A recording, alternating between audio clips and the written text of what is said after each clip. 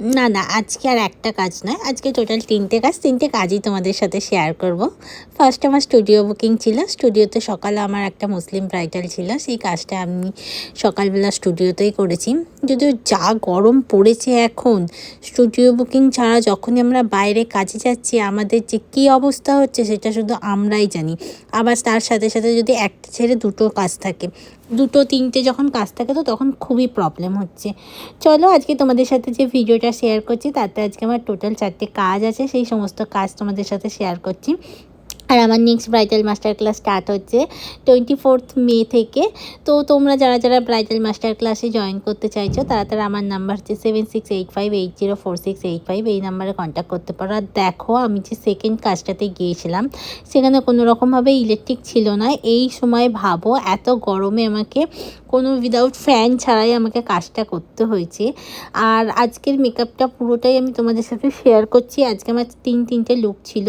একটা ছিল হচ্ছে মুসলিম ব্রাইডাল লুক ছিল, তারপর একটা সেমি ব্রাইডাল ছিল, আর একটা হচ্ছে তোমাদের রিসেপশন ব্রাইডাল বলতেই পারো, বা ওর হচ্ছে অ্যানিভার্সারি ছিল, সেই সমস্তটাই নিয়ে তোমাদের সাথে শেয়ার করছি। তো তোমরা দেখো, কাজগুলো দেখে বলো। এটা হচ্ছে আমার সেকেন্ড কাজ ছিল, এটা আমার বাইরে ছিল। তো তারপর আমি এখানে কাজটা কমপ্লিট করে ঘরে চলে এসেছি। এখানে আমরা একটু রেস্ট নিচ্ছিলাম। রেস্ট নেওয়ার পর আমরা নেক্সট কাজের জন্য বেরিয়ে গিয়েছিলাম। তো ফার্স্ট আমার স্টুডিও বুকিং ছিল, তারপরে হচ্ছে আমার উনসানিতে কাজ ছিল, তারপর আমার ছিল কাজ আবার আমতা। তো ডিস্টেন্সটা অনেকটাই ছিল, দিনে 3টে কাজ ছিল 3টে লোকেশানে। তো চলো তোমাদের সাথে নেক্সট কাজটাও শেয়ার করছি। এখানে আমরা পৌঁছে গেছি ক্লায়েন্টের বাড়িতে। তো সেখানে গিয়ে ওরা ওদের কাজগুলো মিটিয়ে রাখছিল। তারপরে আমার ক্লায়েন্ট চলে আসার পর আমিও এখানে কাজ শুরু করে দিয়েছি। তো এর ফাঁকে বলে রাখি যে ও আমার কাছে বিয়েতে রিসেপশনে দুটোই বুক করেছিল, বাট আমার সেই সময় প্রথম বিয়ের দিনকে যাওয়া হয়ে ওঠার পরও আমার রিসেপশনের দিনকে এতটাই শরীর খারাপ ছিল আমি যেতে পারিনি। তো রিসেপশনে সাজতে পারিনি আমার কাছে। তো ও তখন আমাকে বলেই ছিল যে দিদি আমি যখন অ্যানিভার্সারি করবো তুমি এসো।